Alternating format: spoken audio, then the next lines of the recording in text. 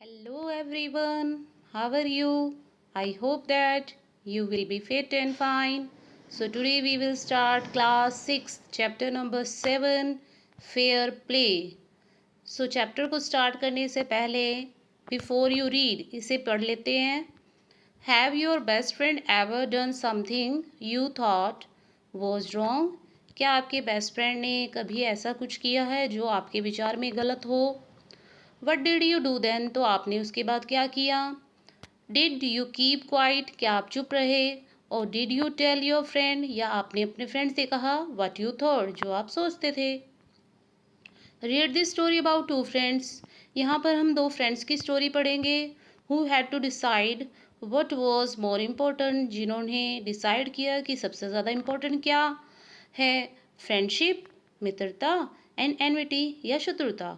और the sense of what is right. आपके विचार में क्या सही है. And what is wrong. और क्या गलत है. So let's start this lesson fair play. It is written by Premchand. So Premchand के बारे में आपको सबको पता होगा. प्रेमचंद बहुत बड़े उपन्यासकार थे. उन्होंने बहुत ही सुंदर उपन्यास लिखे हैं जिनमें गोदान, गबन, सेवा सदन ये सब शामिल हैं. तो ये लेसन भी फेयर प्ले मुंशी प्रेमचंद के द्वारा लिखा गया है. Now let's start this lesson and listen it carefully. Fair play. First part. Jumman Shaikh and Algu Chaudhary were good friends. Jumman Shaikh और अलगू चौधरी बहुत अच्छे मित्र थे. So strong was their bond of friendship that when either of them went away from the village, the other looked after his family. उनकी मित्रता इतनी अच्छी थी, इतनी गहरी थी, इतनी स्ट्रॉन्ग थी कि जब भी उनमें से कोई गांव से बाहर जाता था तो उसका दूसरा जो फ्रेंड था वह उसके परिवार की क्या करता था, केयर करता था. Both were greatly respected in the village. और दोनों का ही पूरे गांव में सम्मान किया जाता था. Jumman had an old aunt who had sum property. Jumman की एक बूढ़ी आंटी थी जिसके पास कुछ प्रॉपर्टी थी, कुछ संपत्ति थी. This she transferred to him on the understanding that she would stay with him and he would look after her. तो उसकी आंटी ने वो जो संपत्ति थी जुम्मन को दे दी, ट्रांसफ़र कर दी और उसके साथ ही रहने लगी, क्योंकि उसने कहा था कि वह संपत्ति तब देगी जब जो जुम्मन है वह उसकी केयर करेगा, उसकी देखभाल करेगा. The arrangement work well for a couple of years. कई सालों तक उन्होंने, जुम्मन ने और उसके परिवार ने आंटी की बहुत अच्छी तरह से सेवा की. Then the situation change. लेकिन सिचुएशन चेंज हो गई. Jumman and his family were tired of old relative. Jumman और उसका परिवार अब जो बूढ़ी औरत थी, बूढ़ी आंटी थी, उससे अब बहुत थक चुका था. Jumman became as indifferent to her as his wife, who grudged even the little food that the old lady wanted every day. अब जुम्मन बहुत ही परेशान हो गया था अपनी आंटी से, और उसकी जो वाइफ थी वह बहुत ही कम खाना उसे देती थी खाने के लिए. The old lady wanted every day. जो उनको मतलब खाना दिया जाता था वह भी अब उनके लिए बहुत ही मुश्किल हो रहा था, और वो सोच रहे थे कि जो आंटी है वो यहाँ से, उनके घर से चले जाए. She swallowed these insult along with her food for a few months. जो बूढ़ी आंटी थी वो काफ़ी दिनों तक, तो काफ़ी मंथ तक तो इस इंसल्ट को बर्दाश्त करती रही कि जुम्मन और उसका परिवार उसकी अच्छी तरह से केयर नहीं कर रहा, और जो उसको खाने के लिए चाहिए वो भी अच्छी तरह से नहीं दे रहा था. But patient had it's limit. लेकिन जो धैर्य होता है उसकी कुछ सीमाएं होती हैं. हाँ जी, आप पिक्चर देख सकते हैं. देखिए, ये जुम्मन शेख है, उसकी वाइफ पीछे खड़ी है, और जो पिक्चर दिखाई गई है ये बूढ़ी आंटी की है. One day she spoke to Jumman. एक दिन बूढ़ी आंटी ने जुम्मन से कहा, माई सन, मेरे बेटे, it is now obvious that I am not wanted in your house. मुझे लगता है कि अब तुम नहीं चाहते कि मैं तुम्हारे घर में रहूं। Kindly give me a monthly allowance so that I can set up a separate kitchen. तो तुम ऐसा करो कि तुम मुझे महीने का जो मेरा खर्च है वो दे दिया करो, जिससे कि मैं अपना खर्च चला सकूं और अपना जो किचन है, अपनी रसोई है, वो खुद अलग से बना सकूं। My wife knows best how to run the house. Be patient said Jumman shamelessly. और जो जुम्मन था उसने बड़े ही मतलब चिढ़ते हुए कहा कि आपको पता नहीं कि जो मेरी पत्नी है वह बहुत अच्छा खाना बनाती है, आपको धैर्य रखना चाहिए। तो आपको मैं क्या नहीं दूंगा, अलाउंस नहीं दूंगा, मंथली अलाउंस नहीं दूंगा। This made his aunt very angry. इस बात से जो आंटी थी, वो जो बूढ़ी आंटी थी, बहुत ही गुस्सा हो गई। And she decided to take her case to the village panchayat. और उसने निर्णय किया कि वह अपना जो केस है, अपना जो मामला है, वो कहाँ ले जाएगी, विलेज पंचायत में ले जाएगी। फॉर फ्यू डेज, कुछ दिनों तक, the old lady was seen talking to the villager, explaining her case and seeking their support. जो बूढ़ी आंटी थी, बूढ़ी महिला थी, उसने अपने जो केस था वो विलेजर्स को सुनाया, गांव वालों को सुनाया और उनसे उस क्या कहा कि वो उसको सपोर्ट करे। सम सिंपथाइज विद हर, कुछ ने तो सहानुभूति दिखाई। अदर लाफ्ड एट हर, कुछ लोग उस पर हंसने लग गए। And if you other advise her to make it up with her nephew and his wife. और कुछ ने सलाह दी कि वह अपने भतीजे और उसकी पत्नी के साथ समझौता कर ले। At last she came to Algu Chaudhary. उसके बाद वो अंत में किसके पास गई, अलगू चौधरी के पास गई, जो जुम्मन का बहुत अच्छा दोस्त था। एंड स्पोक टू हिम, और उससे सारी बात बताई। यू नो चाची, Jumman is my best friend. तो अलगू ने कहा कि आप जानती हैं चाची, जो जुम्मन है वो मेरा बहुत अच्छा मित्र है। How can I go against him, तो मैं उसके खिलाफ कैसे जा सकता हूँ। अलगू सेड, अलगू ने कहा, but is it right my son to keep mum and not say what you consider just and fair. तो वह जो बूढ़ी आंटी है वो जुम्मन से कहती है कि क्या ये सही है कि तुम गलत को देख रहे हो और उसके लिए तुम चुप हो, तुम कुछ नहीं कहोगी। Pleaded the old lady, come to the panchayat and speak the truth. She said, उसने कहा कि पंचायत में आओ और सच्चाई बताओ। Algu did not reply, Algu ने कुछ नहीं कहा। But her words keep ringing his ears, लेकिन जो बूढ़ी आंटी के शब्द थे वो जुम्मन की अलगू के कानों में गूंज रहे थे और वह कुछ भी निर्णय नहीं ले पा रहा था। हाँ जी, इसके बाद पार्ट 2 है। The panchayat was held the same evening under an old banyan tree. Panchayat उसी शाम एक पुराने बरगद के पेड़ के नीचे लगाई गई। जुम्मन स्टूड अप, जुम्मन खड़ा हुआ, एंड सेड, और उसने कहा, the voice of panch is the voice of God. पंचों की आवाज़ भगवान की आवाज़ है। Let my aunt nominate the head panch. तो मैं अपनी जो आंट है उसे पंच नॉमिनेट करने के लिए कहता हूँ। I will abide by her decision, और उनका जो निर्णय होगा मैं वही मान लूँगा।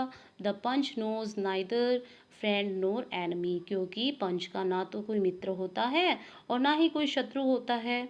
What do you say to Algu Chaudhary, the old lady announce. तो Algu Chaudhary, what do you say, तुम क्या कहना चाहते हो Algu Chaudhary, the old lady ने कहा कि तुम क्या कहना चाहते हो अलगू।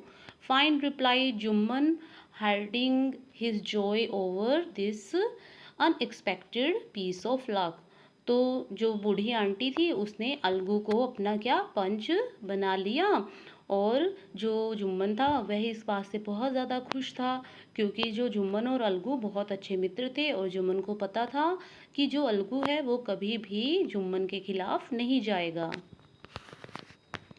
चाची, you are aware of my friendship with Jumman, said Algu. Algu ने कहा, चाची आप बहुत अच्छी तरह से जानती हैं कि जुम्मन मेरा बहुत अच्छा मित्र है। I know that, reply the aunt. Aunty ने कहा कि मैं जानती हूँ, but I know also know that you will not kill your conscience for the sake of friendship. लेकिन मैं ये भी जानती हूँ कि तुम अपनी अंतरात्मा को नहीं मारोगे अपनी फ्रेंडशिप के लिए। God lives in the heart of punch.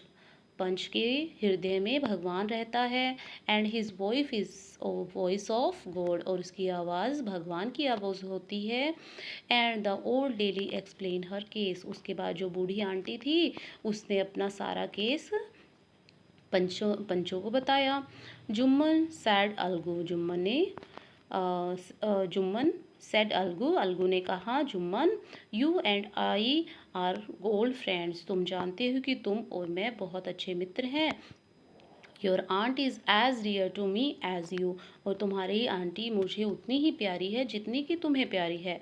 Now I am a panch. लेकिन अब मैं पंच हूँ। You and your aunt are equal before me. तुम और तुम्हारी जो आंटी है वो मेरे सामने बराबर हैं। वट हैव यू टू से इन योर डिफेंस। तुम अपने डिफेंस में क्या कहना चाहते हो? 3 years ago began Jumman. Jumman ने कहा कि 3 साल पहले my aunt transfer her property to me. मेरी आंटी ने जो अपनी संपत्ति थी वो मुझे दे दी थी। I promise to support her as long as she lived. और मैंने उनसे प्रॉमिस किया था, वादा किया था कि वो जब तक जीती रहेंगी मैं उनकी देखभाल करूँगा। I have done all I could. मैंने ऐसा ही किया। Here have been couple of calls between my wife and her but I cannot stop it। और काफ़ी दिनों से मेरी पत्नी और मेरी आंटी के बीच में बहुत झगड़े हो रहे थे जिन्हें मैं सुलझा नहीं पा रहा था और ना ही सुलझा पा सकता था। Now my aunt is claiming a monthly allowance for me. और आज मेरी जो आंटी हैं वो मुझसे महीने का खर्चा मांग रही हैं। This is not possible. यह सही नहीं है। That's all I have to say. मैं यही कहना चाहता हूँ। Jumman was cross examine by Algu and others. Jumman को अलगू और उसके जो दूसरे पंच थे उन्होंने सबने उसको क्रॉस एग्जामिन किया। Then Algu announce. उसके बाद अलगू ने अनाउंस किया, we have gone into the matter carefully. हमने ये मैटर बहुत ही ध्यान से सुना है। इन आवर ओपिनियन, और हमारी राय है, Jumman must pay his aunt a monthly allowance.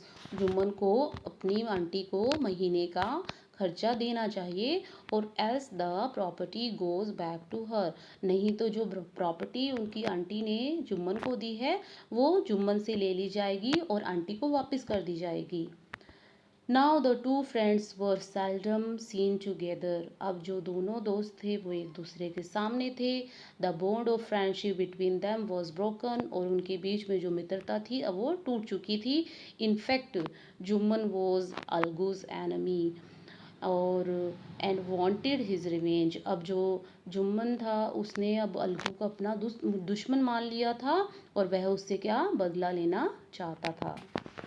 हाँ जी, इसके बाद नेक्स्ट पार्ट करेंगे, पार्ट 2। Days past.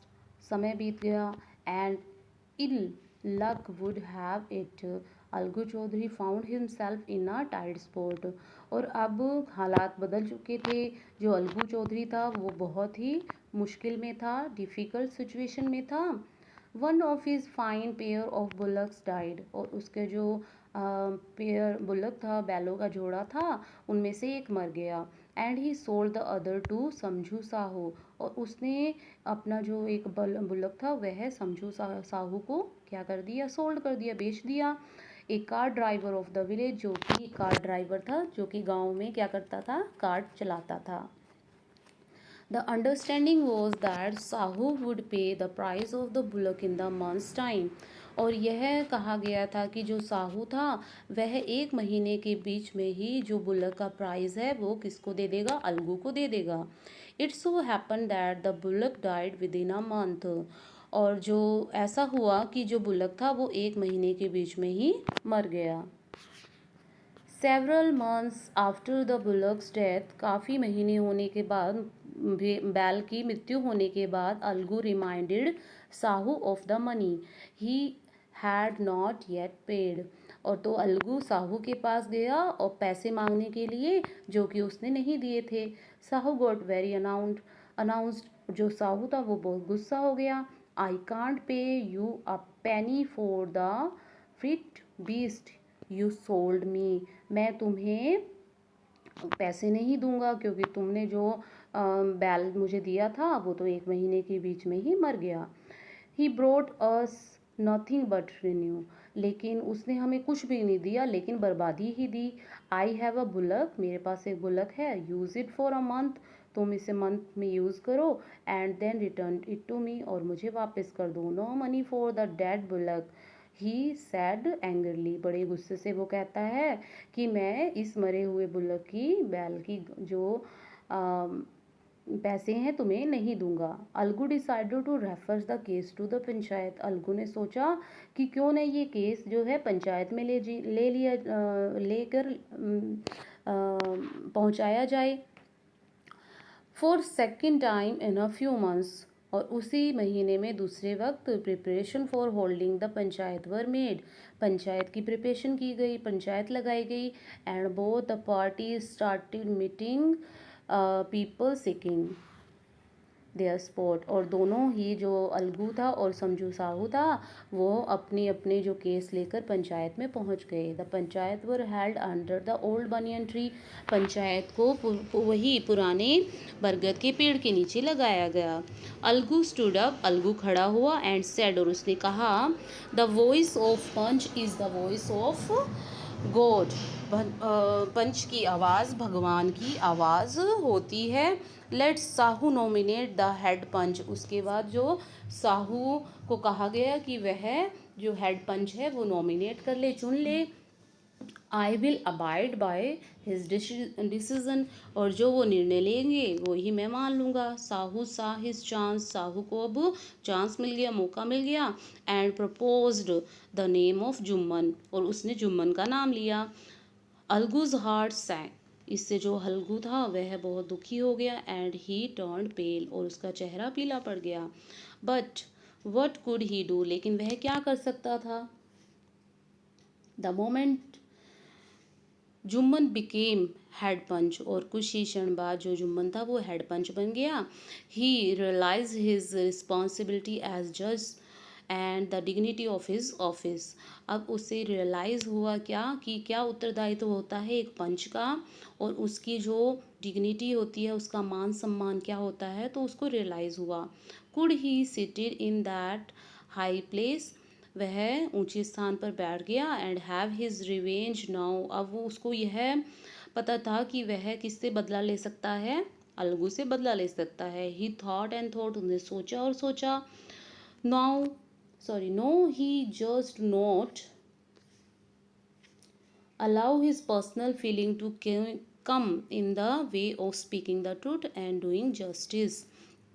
तो उसने अपनी जो पर्सनल फीलिंग है वो बीच में नहीं आने दी और उसने सच्चाई का साथ दिया। Both Algu and Sahu